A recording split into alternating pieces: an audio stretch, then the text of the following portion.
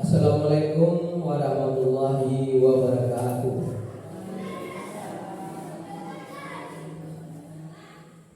Alhamdulillahirabbil alamin. Wassalatu wassalamu ala asyrofil anbiya'i wal mursalin wa ala alihi wa sahbihi rasulillahi ajmain. Yang sama-sama kita hormati Ibu Kepala Sekolah SDN 06 Bukit Malintang yang telah hadir di tengah-tengah kita bersama dalam acara berbagi praktik baik budaya positif oleh Bapak Maizil Putra SPD, calon guru penggerak angkatan 10 Kabupaten Agam. Selanjutnya Bapak Ibu Majelis Guru yang hadir pada acara ini. Pertama-tama dan terutama sekali marilah kita sama-sama mengucapkan puji serta syukur kita kehadiran Allah Subhanahu wa taala yang mana kita masih dilimpahkan rahmat serta hidayahnya kepada kita bersama sehingga kita dapat berkumpul di acara yang akan kita laksanakan, yaitu berbagi praktik baik budaya positif, yang mana pada materi ini akan disampaikan oleh Bapak Maizil, calon guru penggerak angkatan 10 Kabupaten Agam. Selawat beriring salam tak usah-usahnya kita hadiahkan kepada pimpinan umat yakni Nabi besar Muhammad sallallahu alaihi wasallam yang telah membawa kita dari alam kegelapan ke alam yang penuh dengan ilmu pendidikan seperti yang kita rasakan saat ini. Baiklah Bapak Ibu, saya selaku protokol tidak memanjangkan mukadimah, langsung saja kita ke acara. Saya akan membacakan susunan acara kita pada hari ini. Yang pertama yaitu pembukaan yang sedang berlangsung oleh protokol. Yang kedua menyanyikan lagu wajib yaitu lagu Indonesia Raya yang akan dipimpin oleh Ibu Wirdawati SPD. Selanjutnya sepatah kata dari Ibu Kepala Sekolah SDN 06 Bukit Malintang. Yang keempat penyampaian materi oleh Bapak Maizil Putra SPD, calon guru penggerak angkatan 10 Kabupaten Agam. Dan selanjutnya acara berikutnya yaitu acara penutup. Baiklah Bapak dan Ibu yang saya hormati, kita masuk saja kepada acara yang kedua yaitu menyanyikan lagu Indonesia Raya. Pada Ibu Wirdawati diminta dengan segala hormat. Hadirin diharap berdiri.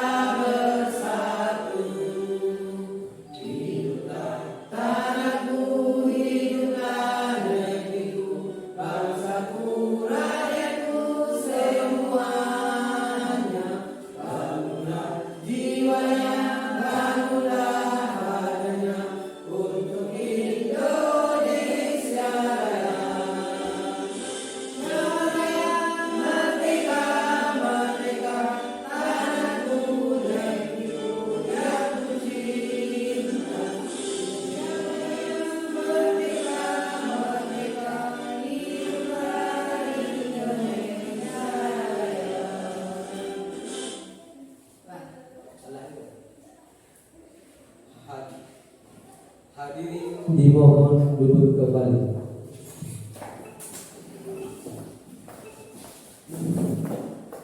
Terima kasih kita ucapkan kepada Ibu Wirdawati SPD yang telah memimpin menyanyikan lagu Indonesia Raya. Baiklah Bapak dan Ibu, kita masuk ke cara yang ketiga, yaitu sepatah kata dari Ibu Kepala Sekolah SDN 06 Bukit Melintang. Pada beliau waktu dan tempat kami persilakan dengan segala hormat.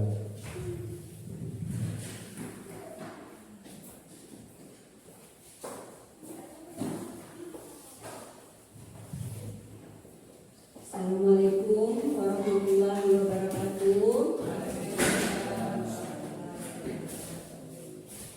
Pada hari ini kami sangat berbangga hati dengan guru kami sebagai calon guru penggerak, di mana pada hari ini guru kita ini akan bersama-sama dengan kita berbagi praktek baik tentang budaya positif. Jadi saya sebagai kepala sekolah di sekolah ini sangat senang teman kita sudah mau berbagi praktik baik dengan kita, dan kami berharap kepada guru-guru agar bisa mengikuti kegiatan ini dengan sebaik-baiknya dan nantinya dapat meningkatkan kinerja kita dalam pembelajaran kita di sekolah ini. Nah, jadi dengan ini kita semua akan mengikuti kegiatan ini dengan sebaik-baiknya. Mungkin hanya itu yang bisa saya sampaikan pada pagi hari ini. Saya sudahi dengan wabillahi taufiq wal hidayah. Wassalamualaikum warahmatullahi wabarakatuh. Waalaikumsalam warahmatullahi wabarakatuh.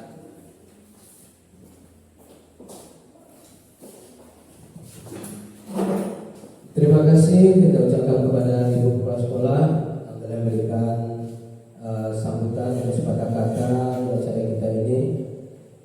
Baiklah Bapak Ibu, kita masuk pada acara puncak kita, yaitu penyampaian materi oleh Bapak Maizil Putra SPD, calon guru penggerak angkatan 10 Kabupaten Agam. Kepada beliau waktu dan tempat kami persilakan dengan segala hormat.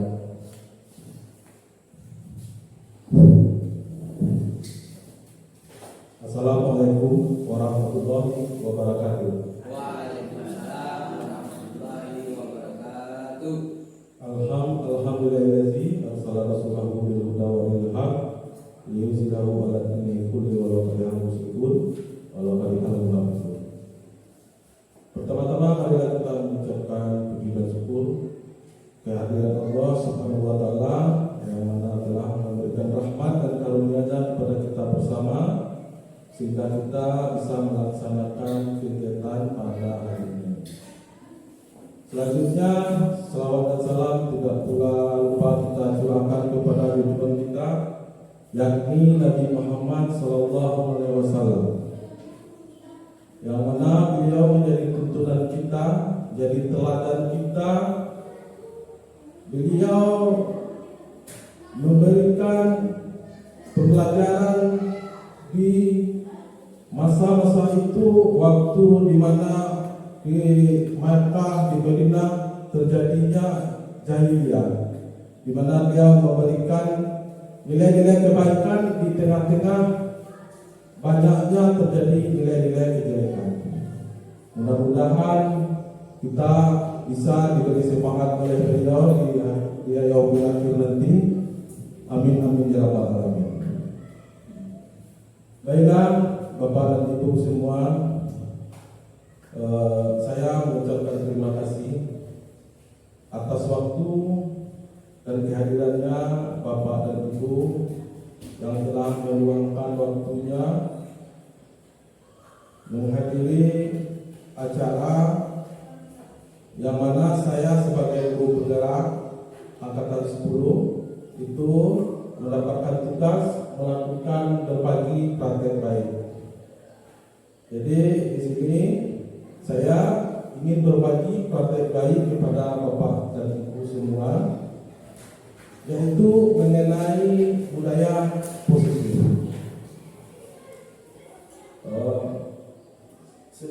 Sebelum kita lanjut pada materi, sekarang saya ingin meminta pandangan atau tanggapan dari Bapak dan Ibu. Ini ada 3 buah pertanyaan. Pertanyaan yang pertama, hukuman dapat mendisiplinkan anak. Tanggapan Bapak Ibu, apakah pernyataan itu benar apa salah? Hukuman dapat mendisiplinkan anak. Ada yang menjawab benar. Ya. Kemudian yang kedua, pemberian hukuman dengan hal positif seperti membaca atau membersihkan halaman sekolah dapat meningkatkan disiplin anak. Bagaimana Ibu pernyataannya itu? Benar apa salah itu? Setuju apa tidak setuju? Setuju. Kemudian yang ketiga, memberi penghargaan dan meningkatkan motivasi belajar anak. Setuju? Setuju Ibu? Setuju. Berarti dari ketiga pernyataan ini sebagian besar Ibu setuju. Oke, sekarang kita lanjut. Disiplin positif dan nilai-nilai kebajikan universal. Jadi sekarang kita coba melihat apa itu disiplin positif dan nilai-nilai kebajikan universal.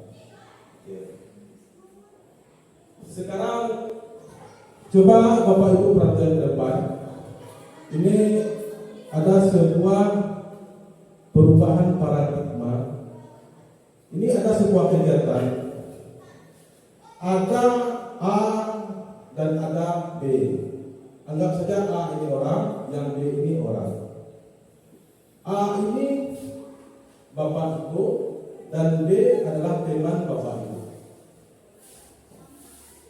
Sobeklah secari kertas kecil, tulis benda sesuatu yang sangat berharga menurut Ibu.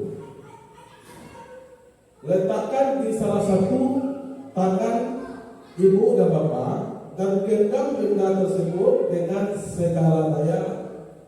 Buatlah sebuah kepala. Kemudian teman Ibu dan Bapak yang B akan mencoba dengan sekuat tenaga dengan berbagai cara untuk meminta Ibu dan Bapak memberikan benda tersebut. Bisa memujuk, bisa mengancam, bisa menghadik, bisa merayu, bisa menyuap, apa saja agar dapat membuka kepala tangan Bapak dan Ibu. Contoh, sekarang saya, andaikan A itu adalah saya, kemudian saya anggap di tangan saya adalah sesuatu yang berharga menurut saya. Kemudian Ibu adalah teman saya. Kemudian Ibu ingin membuka atau mengambil apa yang ada di tangan saya. Itu walaupun dibujuk, walaupun dirayu, itu keputusan membuka tangan itu terletak pada siapa? Pada yang punya tangan.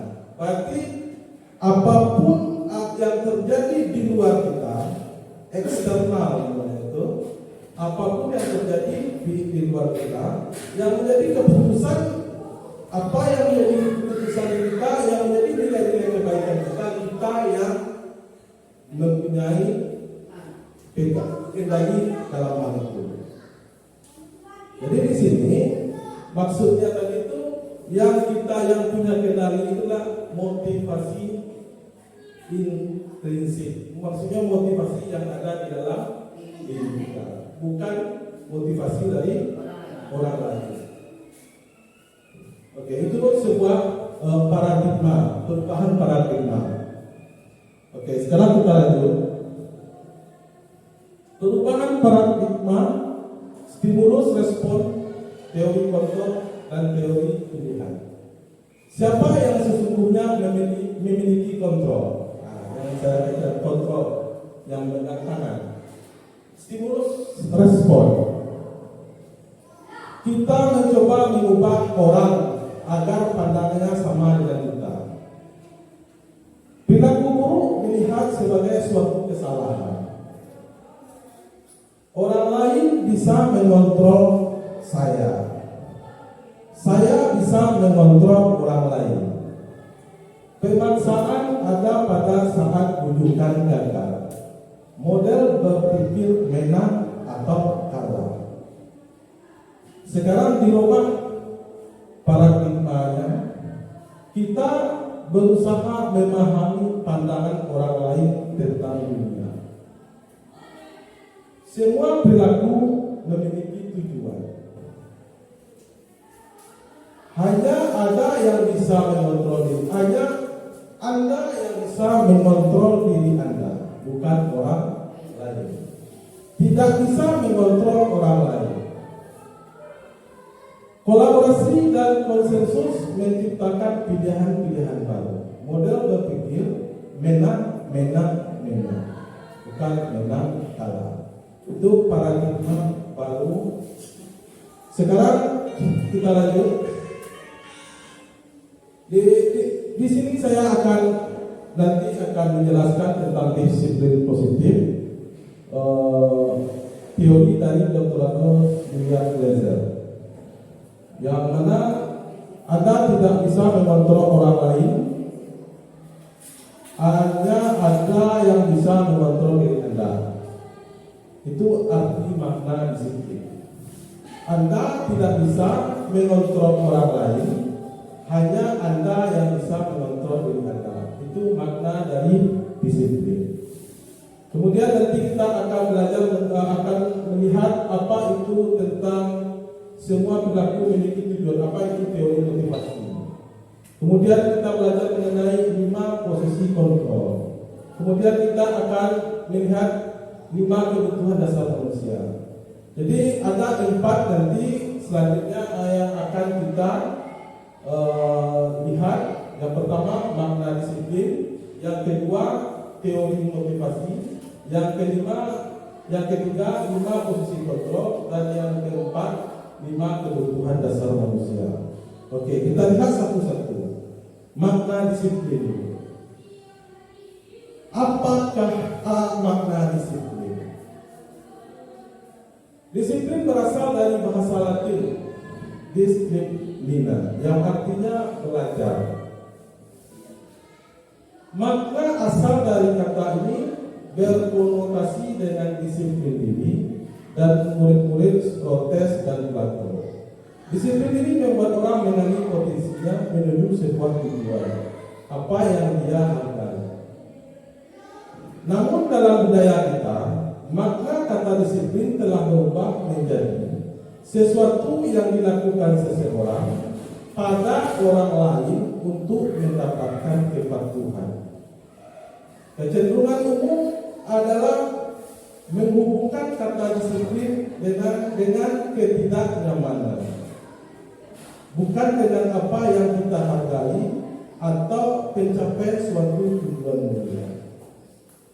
Jadi makna disiplin di sini maksudnya itu disiplin itu adalah kita belajar kita mengontrol diri kita, bukan belajar mengontrol diri orang lain. Tapi kita belajar mengontrol diri kita, melakukan nilai-nilai kebajikan yang bermanfaat untuk orang lain. Misalkan, contoh, kita ingin datang tepat waktu. Jadi kita ingin datang itu memang dari diri kita, bukan karena ada takut ada hukuman atau takut karena ada pengawas atau ingin mendapatkan pujian, tapi memang berdasar dari dalam diri kita. Berarti disiplin ini artinya belajar mengontrol diri kita untuk bisa berbuat baik. Lanjut. Nilai-nilai kebajikan universal. Nilai-nilai kebajikan adalah sifat-sifat positif manusia yang merupakan tujuan mulia yang ingin dicapai setiap individu. Nilai-nilai tersebut bersifat universal dan lintas bahasa, suku bahasa, agama maupun latar belakang. Setiap perilaku perbuatan memiliki suatu tujuan. Dengan menaikkan nilai-nilai kebajikan yang diyakini seseorang, maka motivasi intrinsik akan terbangun, sehingga menggerakkan motivasi dari dalam untuk dapat mencapai tujuan mulia yang diinginkan. Nilai-nilai kebajikan yang ingin dicapai oleh setiap anak Indonesia kita kenal dengan profil pelajar Pancasila. Ya, ada 6 itu. Yang pertama, beriman, bertakwa kepada Tuhan Yang Maha Esa dan berakhlak mulia. Yang kedua adalah mandiri. Yang keempat, bernalar kritis. Yang kelima, kebinekaan global. Kemudian selanjutnya bergotong royong dan kreatif. Jadi di sini nilai-nilai kebajikan ini adalah suatu nilai-nilai baik yang kita sepakati tanpa harus ada dibuat aturannya. Kita yakin semua orang sepakat, misalkan menghargai tanpa diberitahu, orang yakin bahwa menghargai itu nilai-nilai baik. Di lintas agama apapun, di lintas budaya apapun, pasti orang menganggap menghargai itu adalah nilai kebaikan. Tanpa harus ada dibuat aturannya. Tapi ulang itu yang disebut dengan nilai-nilai kebajikan universal. Sekarang coba Bapak Ibu perhatian ke depan. Ini ada sebuah perubahan paradigma. Ini ada sebuah kegiatan. Ada A dan ada B. Anggap saja A ini orang, yang B ini orang. A ini Bapak Ibu dan B adalah teman Bapak Ibu. Sobeklah secari kertas kecil, tulis benda sesuatu yang sangat berharga menurut Ibu. Letakkan di salah satu tangan Ibu dan Bapak dan genggam benda tersebut dengan segala daya. Buatlah sebuah kepala. Kemudian teman Ibu dan Bapak yang B akan mencoba dengan sebuah tenaga dengan berbagai cara untuk meminta Ibu dan Bapak memberikan benda tersebut. Bisa memujuk, bisa mengancam, bisa menghadik, bisa merayu, bisa menyuap, apa saja agar dapat membuka kepala tangan Bapak dan Ibu. Contoh, sekarang saya, andaikan A itu adalah saya, kemudian saya anggap di tangan saya adalah sesuatu yang berharga menurut saya. Kemudian Ibu adalah teman saya. Kemudian Ibu ingin membuka atau mengambil apa yang ada di tangan saya. Itu walaupun dibujuk, walaupun dirayu, itu keputusan membuka tangan itu terletak pada siapa? Pada yang punya tangan. Berarti apapun yang terjadi di luar kita, eksternal itu, apapun yang terjadi di luar kita, yang menjadi keputusan, apa yang menjadi keputusan kita, yang menjadi nilai-nilai kebaikan kita yang mempunyai kendali dalam hal itu. Jadi di sini maksudnya tadi itu yang kita yang punya kendali itulah motivasi intrinsik. Maksudnya motivasi yang ada di dalam diri kita, bukan motivasi dari orang lain. Oke, itu sebuah paradigma, perubahan paradigma. Oke, sekarang kita lanjut. Perubahan paradigma, stimulus respon, teori kontrol dan teori pilihan. Siapa yang sesungguhnya memiliki kontrol? Nah, yang saya katakan kontrol yang memegang tangan. stimulus respon. Kita mencoba mengubah orang agar pandangannya sama dengan kita. Perilaku buruk dilihat sebagai suatu kesalahan. Orang lain bisa mengontrol saya bisa mengontrol orang lain. Permasalahan ada pada saat rujukan gagal. Model berpikir menang atau kalah. Sekarang dirubah paradigmanya. Kita berusaha memahami pandangan orang lain tentang dunia. Semua perilaku memiliki tujuan. Hanya ada yang bisa mengontrol diri. Hanya Anda yang bisa mengontrol diri Anda, bukan orang lain. Tidak bisa mengontrol orang lain. Kolaborasi dan konsensus menciptakan pilihan-pilihan baru. Model berpikir menang, bukan menang kalah. Itu paradigma baru. Sekarang kita lanjut. Di sini saya nanti akan menjelaskan tentang disiplin positif, teori dari Dr. Julian Glaser, yang mana Anda tidak bisa mengontrol orang lain, hanya ada yang bisa mengontrol diri Anda. Itu arti makna disiplin. Anda tidak bisa mengontrol orang lain, hanya Anda yang bisa mengontrol diri Anda. Itu makna dari disiplin. Kemudian nanti kita akan belajar, akan melihat apa itu tentang semua perilaku memiliki tujuan. Apa itu teori motivasi. Kemudian kita belajar mengenai 5 posisi kontrol. Kemudian kita akan melihat 5 kebutuhan dasar manusia.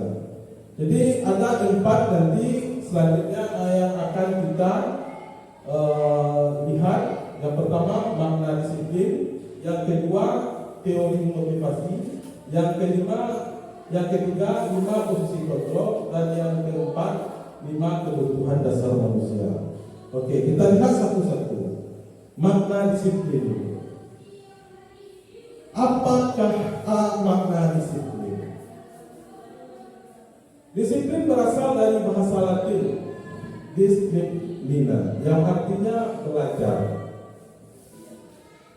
Makna asal dari kata ini berkonotasi dengan disiplin diri dan murid-murid protes dan Plato. Disiplin ini membuat orang mengenali potensinya menuju sebuah tujuan, apa yang dia hargai. Namun dalam budaya kita, makna kata disiplin telah berubah menjadi sesuatu yang dilakukan seseorang pada orang lain untuk mendapatkan kepatuhan. Kecenderungan umum adalah menghubungkan kata disiplin dengan ketidaknyamanan, bukan dengan apa yang kita hargai atau pencapaian suatu tujuan mulia. Jadi makna disiplin di sini maksudnya itu disiplin itu adalah kita belajar kita mengontrol diri kita, bukan belajar mengontrol diri orang lain. Tapi kita belajar mengontrol diri kita, melakukan nilai-nilai kebajikan yang bermanfaat untuk orang lain. Misalkan, contoh, kita ingin datang tepat waktu. Jadi kita ingin datang itu memang dari diri kita, bukan karena ada takut ada hukuman atau takut karena ada pengawas atau ingin mendapatkan pujian, tapi memang berdasar dari dalam diri kita. Berarti disiplin ini artinya belajar mengontrol diri kita untuk bisa berbuat baik. Lanjut. Nilai-nilai kebajikan universal. Nilai-nilai kebajikan adalah sifat-sifat positif manusia yang merupakan tujuan mulia yang ingin dicapai setiap individu. Nilai-nilai tersebut bersifat universal dan lintas bahasa, suku bahasa, agama maupun latar belakang. Setiap perilaku perbuatan memiliki suatu tujuan. Dengan menaikkan nilai-nilai kebajikan yang diyakini seseorang, maka motivasi intrinsik akan terbangun, sehingga menggerakkan motivasi dari dalam untuk dapat mencapai tujuan mulia yang diinginkan. Nilai-nilai kebajikan yang ingin dicapai oleh setiap anak Indonesia kita kenal dengan profil belajar Pancasila. Ya, ada 6 itu. Yang pertama, beriman, bertakwa kepada Tuhan Yang Maha Esa dan berakhlak mulia. Yang kedua adalah mandiri. Yang keempat, bernalar kritis. Yang kelima, kebinekaan global. Kemudian selanjutnya bergotong royong dan kreatif. Jadi di sini nilai-nilai kebajikan ini adalah suatu nilai-nilai baik yang kita sepakati tanpa harus ada dibuat aturannya. Kita yakin semua orang sepakat, misalkan menghargai tanpa diberitahu, orang yakin bahwa menghargai itu nilai-nilai baik. Di lintas agama apapun, di lintas budaya apapun, pasti orang menganggap menghargai itu adalah nilai kebaikan. Tanpa harus ada dibuat aturannya. Tapi ulang itu yang disebut dengan nilai-nilai kebajikan universal. Dia tersirat bukan tersurat, tapi orang meyakini kalau itu adalah nilai kebajikan. Sekarang kita lanjut. Teori motivasi, hukuman, penghargaan, dan restitusi. Sekarang kita lihat satu-satu. Teori motivasi perilaku manusia. Untuk menghindari ketidaknyamanan, itu namanya motivasi eksternal. Untuk mendapatkan imbalan dari orang lain, institusi, apa yang akan saya dapatkan apabila saya melakukan, itu namanya motivasi eksternal. Untuk menghargai diri sendiri, saya akan menjadi orang yang seperti apa bila saya melakukannya. Itu adalah motivasi internal. Itu tujuan disiplin positif.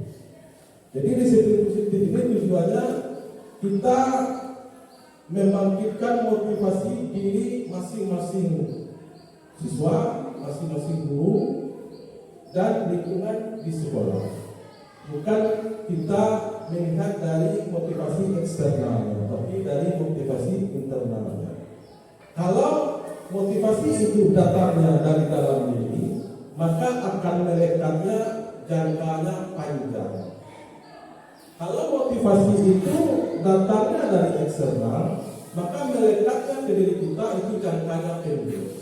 Itu makanya kita di tujuan budaya disiplin positif ini kita menimbulkan atau membangkitkan motivasi dari dalam diri semua yang ada di lingkungan sekolah kita. Selanjutnya, merdeka menurut Ki Hajar Dewantara. Ki Hajar Dewantara, Bapak Ibu tahu kan? Ki Hajar Dewantara ini adalah Bapak Pendidikan, Bapak Pendidikan Nasional. Menurut Ki Hajar Dewantara, merdeka itu artinya tidak hanya terlepas dari perintah, akan tetapi juga cakap buat memerintah diri sendiri. Itu yang merdeka. Bisa kita memerintah diri kita sendiri, itu adalah kita maksudnya kita sudah merdeka. Oke, sekarang kita lanjut. Sekarang kita lihat dihukum oleh penghargaan. Bahwa penghargaan berlaku sama dan penghargaan itu sama. Reward dan punishment itu sejajar orangnya itu sama. Dalam arti meminta atau menuntut seseorang melakukan sesuatu untuk memenuhi suatu tujuan tertentu dari orang yang meminta atau menuntut. Dorongannya eksternal dan akan ada faktor ketergantungan.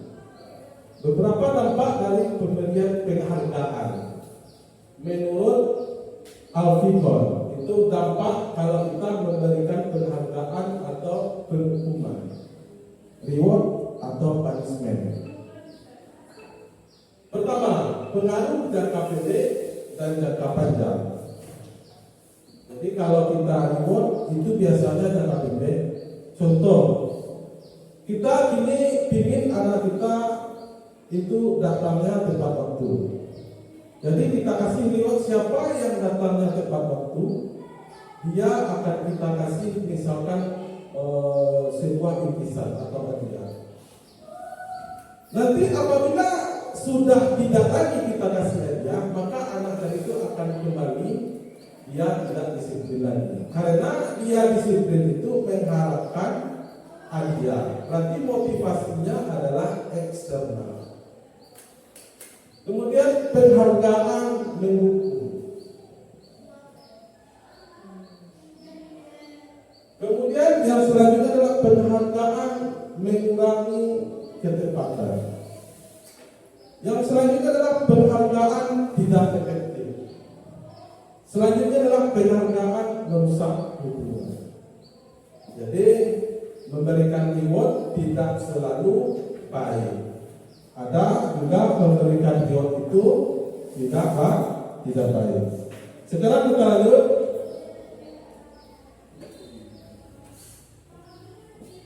Bentuk program kebajikan atau apresiasi. Dalam memberikan apresiasi, pengakuan perlu diingat beberapa hal. Yang pertama, beri pengakuan secara khusus. Yang kedua, beri pengakuan secara pribadi. Kemudian yang ketiga, beri pengakuan kepada semua murid. Bergantian, beri pengakuan secara konsisten, fokus pada proses. Itu bentuk program kebajikan. Kemudian dan selanjutnya, contoh pengakuan atau apresiasi kebajikan. Contoh, yang pertama pembuka, itu kalimatnya. Kemarin saya perhatikan, itu sebuah kalimat pengakuan.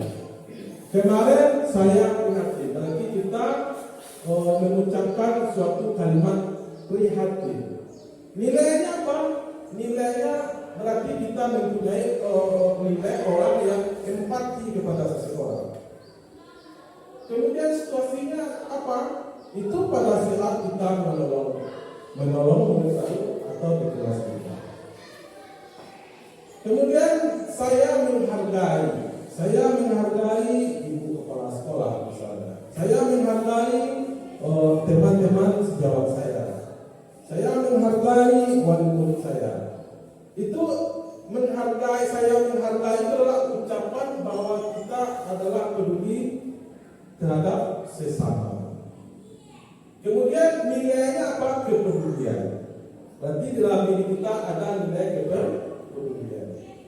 Kemudian situasinya apa? Pada saat kamu membantu teman-temanmu di tugas kelompok. Ini kalau siswa. Kemudian terima kasih. Misalkan terima kasih atas bantuannya.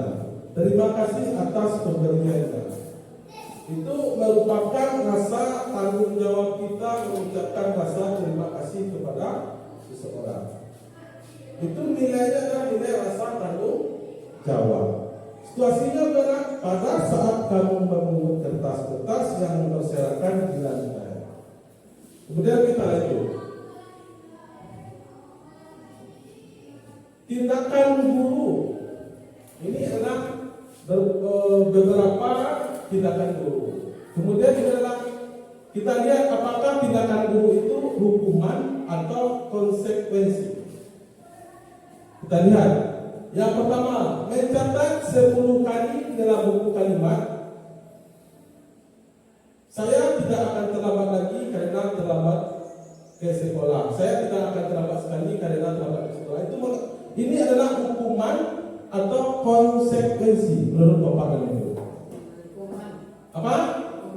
Hukuman. Ya, kita lihat hukuman. Oke. Kemudian yang kedua, lari mengelilingi lapangan basket 2 kali karena terlambat hadir ke sekolah. Ini hukuman apa konsekuensi? Konsekuensi. Ya, oke. Konsekuensi.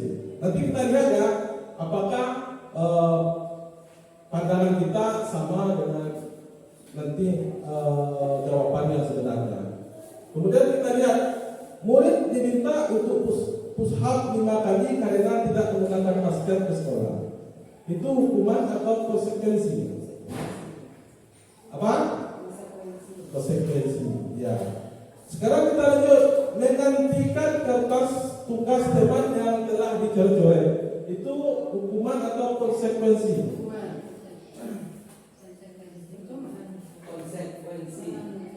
Konsekuensi. Ya. Mengganti kertas tugas teman yang telah dicoret-coret itu konsekuensi apa hukuman?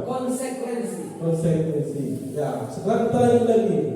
Murid disuruh untuk mengenakan sepatu seharian di sekolah karena tidak mengenakan sepatu hitam. Jadi misalkan ada aturan kita menggunakan sepatu hitam, ada anak yang tidak menggunakan, kemudian dia disuruh untuk mengenakan sepatu seharian di sekolah. Itu hukuman atau konsekuensi? Hukuman. Oke. Sekarang kita lanjut. Lari mengelilingi lapangan basket 2 kali karena terlambat 10 menit untuk pelajaran PJOK. Ini hukuman apa konsekuensi? Hukuman ada yang konsekuensi. Nah, nanti kita lihat. Di sini mencatat 10 kali dalam buku kalimat merupakan adalah hukuman. Kemudian lari mengelilingi lapangan basket itu adalah hukuman. Murid diminta untuk push up adalah hukuman.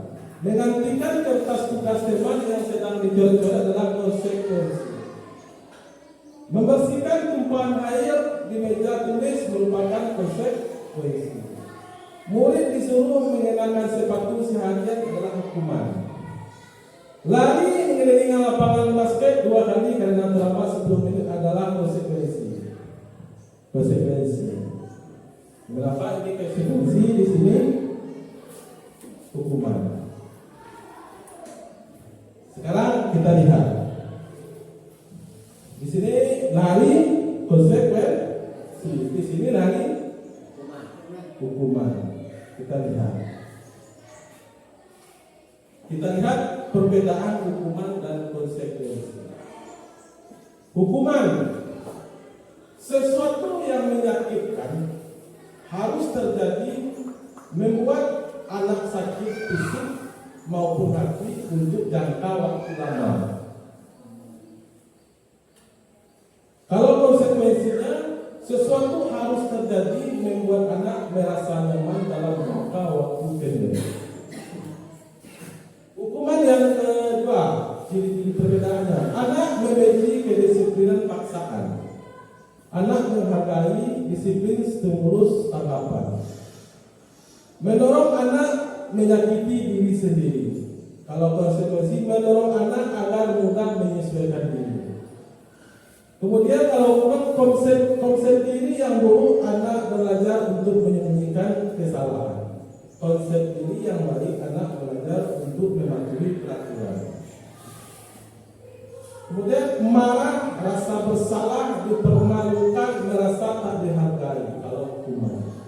Kalau konsekuensi, kehilangan hak, dibuat tidak nyaman, diasingkan untuk sementara. Nanti kembali dengan kondisi mental yang lebih baik. Jadi di situ dapat kita lihat mana ini mencatat 10 kali dalam buku kalimat. Itu termasuk hukuman karena tidak ada manfaat dari yang berhubungan dengan nilai-nilai kebajikan. Kemudian lari mengelilingi lapangan basket karena terlambat hadir. Tidak ada kolerasinya. Dia terlambat.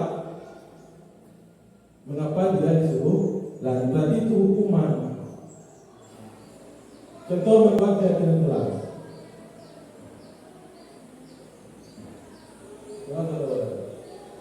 Ya, coba Bapak lihat soal.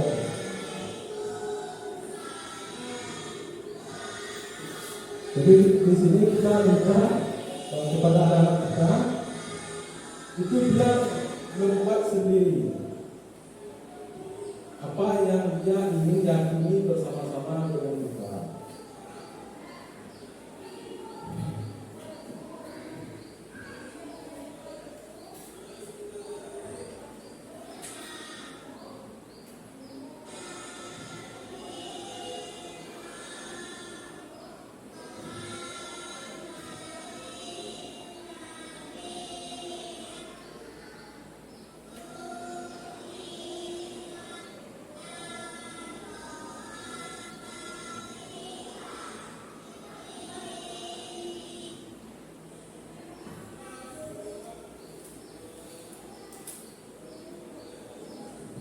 Diterangkan apa Ibu?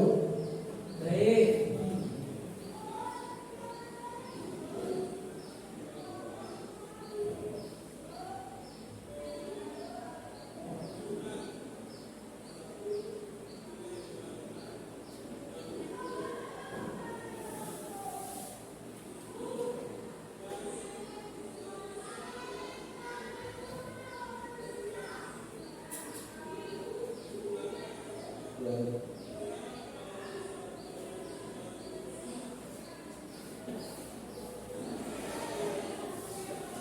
Kita meminta dia untuk membuat peraturan-peraturan yang ada di sekolah. Kemudian kita suruh dia menempatkan di kertas stiker. Kemudian peraturan yang setelah ditempelkan oleh anak-anak tadi, kemudian kita buat daftarnya, kemudian kita ubah menjadi keyakinan kelas. Kemudian keyakinan kelas itu nanti kita sepakati dengan anak dan kita jalankan bersama dengan kita. Berarti kita membuat keyakinan kelas itu berawal dari peraturan-peraturan yang ada di sekolah, kita ubah menjadi keyakinan kelas. Itu kurang kebenaran.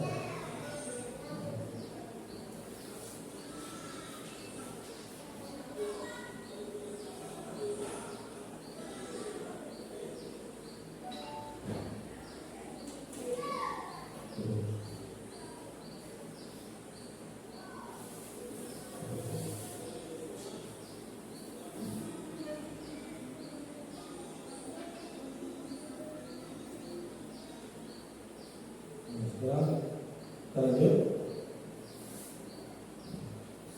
Itu mengenai keyakinan kelas tadi. Kemudian kita masuk kepada kebutuhan dasar manusia dan dunia berkualitas. Kita lanjut. Bapak dan Ibu. Lanjut.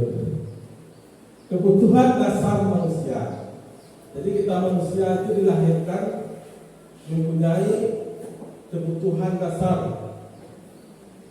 Yang pertama, kita butuh bertahan hidup.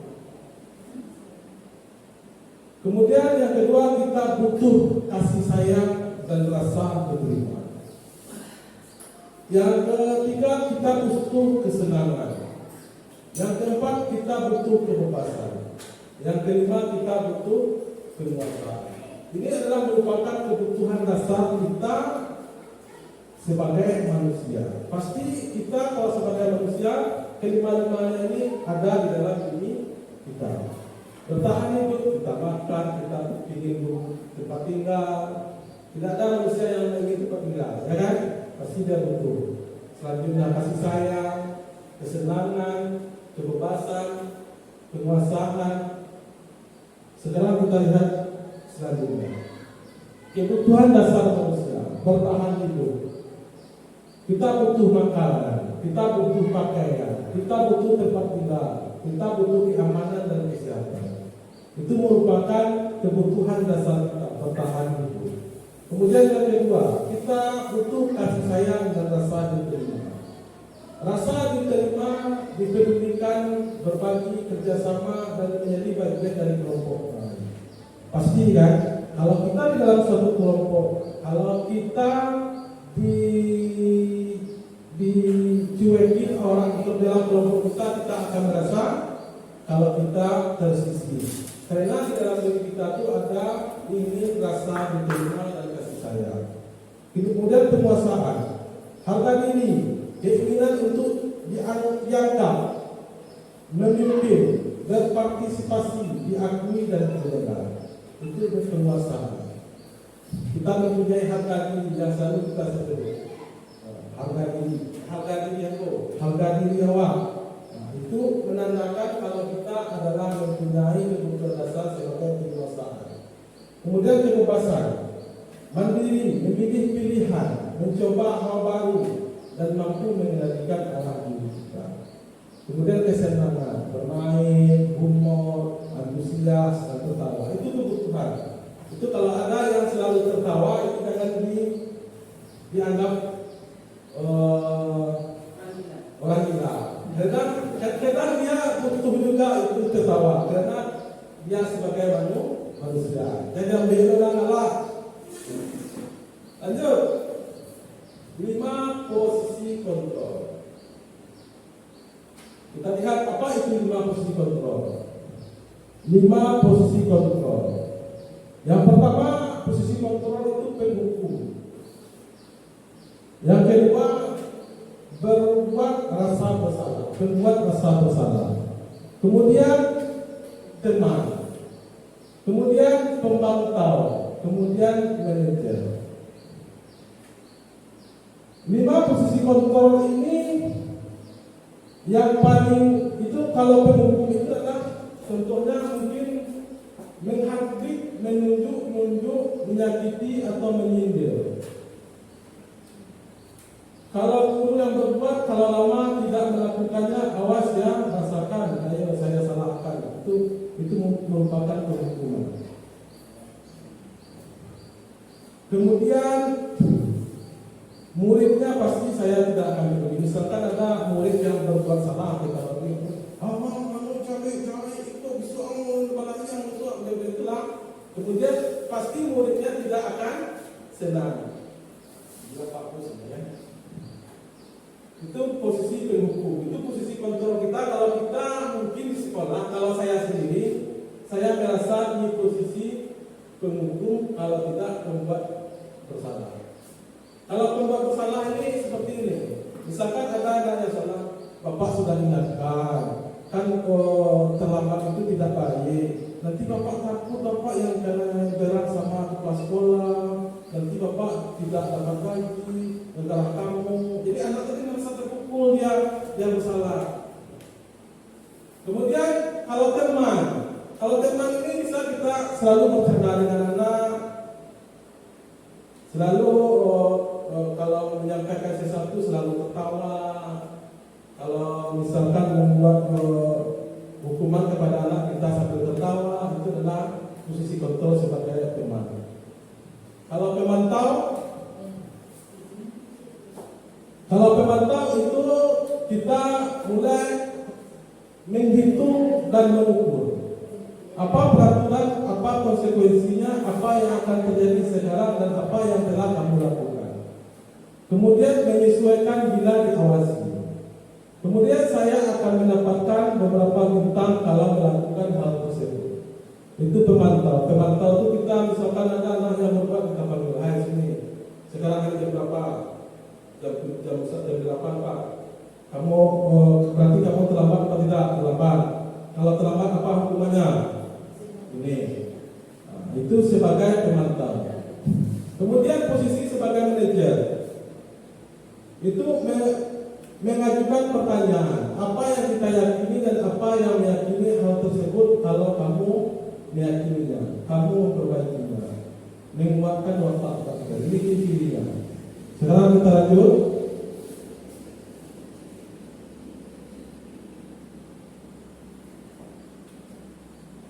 Perhatikan Bapak dan Ibu perempuan, ini ada pernyataan-pernyataan. Ini siapa yang mengatakan? Saya kecewa sekali dengan kamu. Berarti orang yang merasa bersalah. Kemudian kamu tidak pernah benar melakukannya. Berarti adalah berhukum kita. Ayolah, lakukan demi ibu dan bapak. Itu adalah tema. Apakah kamu mau mendapatkan stiker bintang hari ini? Berarti itu adalah memantau. Bagaimana kamu bisa menyelesaikan masalah ini? Itu namanya kita manajer. Kita memberikan solusi kepada anak apa yang akan dia lakukan untuk bertanggung jawab atas kesalahan yang dia lakukan. Kita memberikan solusi, bukan kita yang menentukan. Kemudian penghukum, kamu selalu yang paling terakhir. Sekarang kita lanjut. Bergerak antara peraturan, pemantau, konsekuensi, hadiah, nilai, manajer, dan perbaikan. Jadi kita bergerak antara peraturan, pemantau, konsekuensi atau hadiah, nilai-nilai manajer, kemudian memperbaikinya. Kemudian kita lanjut. Segitiga restitusi. Segitiga restitusi adalah proses menciptakan kondisi bagi setiap peserta didik untuk memperbaiki kesalahan mereka, sehingga mereka bisa kembali pada kelompok mereka dengan karakter yang lebih kuat.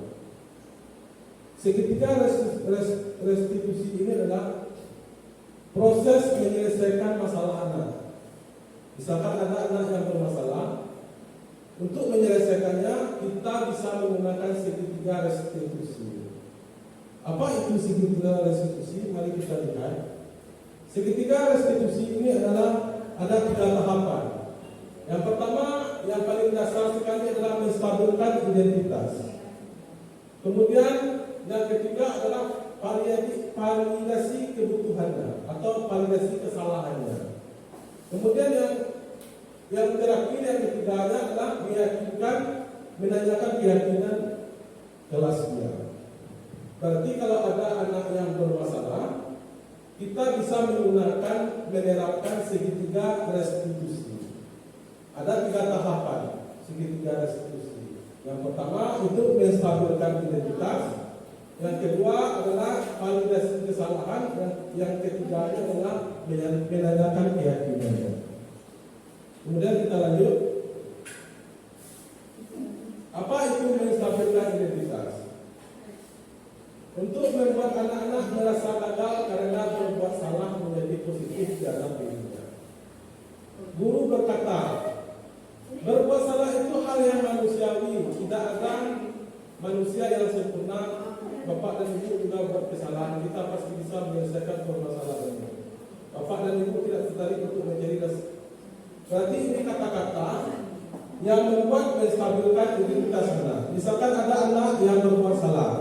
Misalkan ada anak yang terlambat, kemudian kita panggil, kita tanyakan kepada anak tersebut, mengapa kamu datang terlambat? Mungkin dia beralasan saya tertidur Pak.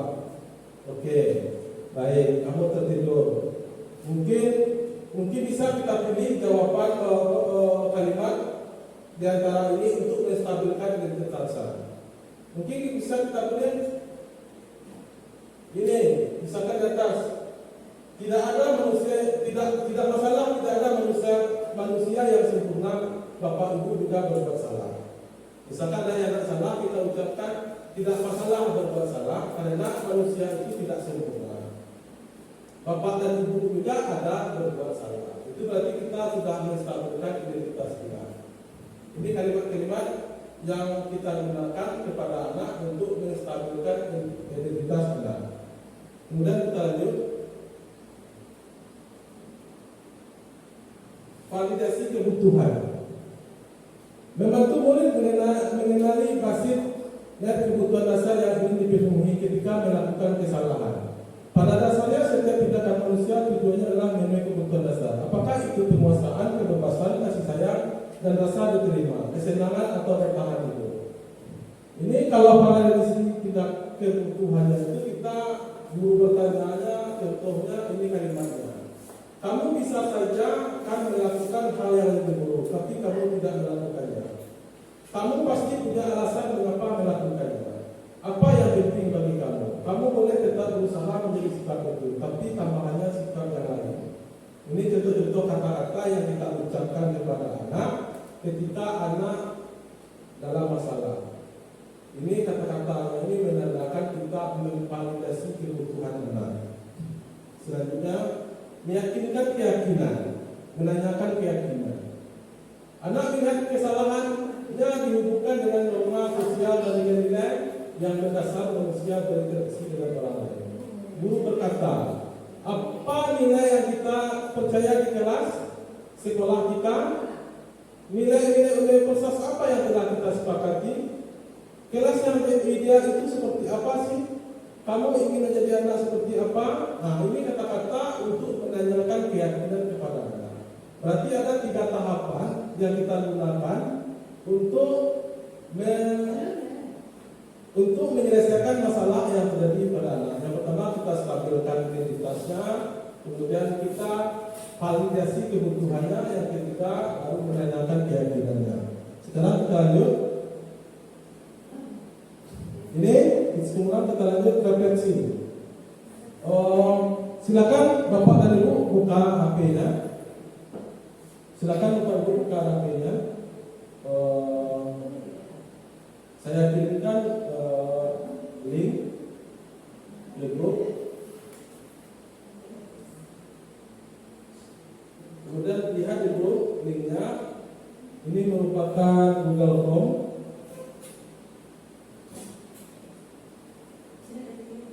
Nah, lihat HP-nya, kerjakan. Coba lihat HP-nya.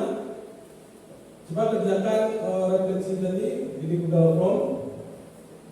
Kemudian isi pertanyaan-pertanyaan di dalam Google Form ini, kemudian kirim, tekan kirim. Oke? Silakan Bapak kerjakan dulu. Sudah diisi, Bu? Sudah diisi, Bu? Sedang proses, Pak.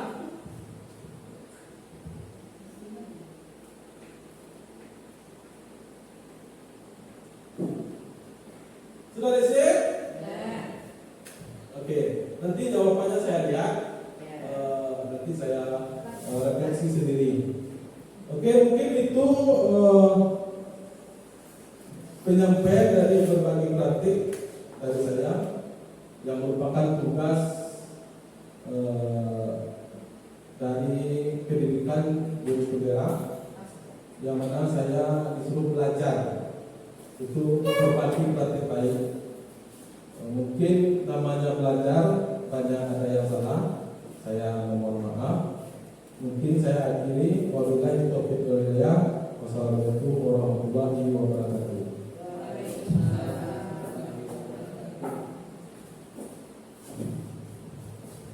Terima kasih kita ucapkan kepada Bapak Maizil Putra SPD yang telah memberikan pembelajaran di hadapan kita bersama, yaitu dengan materi belajar berbagi praktik baik budaya positif. Semoga apa yang disampaikan oleh Bapak Maizil tadi banyak manfaatnya bagi kita, dan kita ucapkan banyak terima kasih. Mungkin sampai kita bertanya satu ucap tadi, dengan berakhirnya penyampaian materi dari Bapak Maizil tadi, maka berakhir juga lah acara kita di acara ini. Saya selaku protokol mengucapkan terima kasih dan mohon maaf atas segala kekurangan. Dan saya akhiri dengan wabillahi taufiq wal hidayah. Assalamualaikum warahmatullahi wabarakatuh.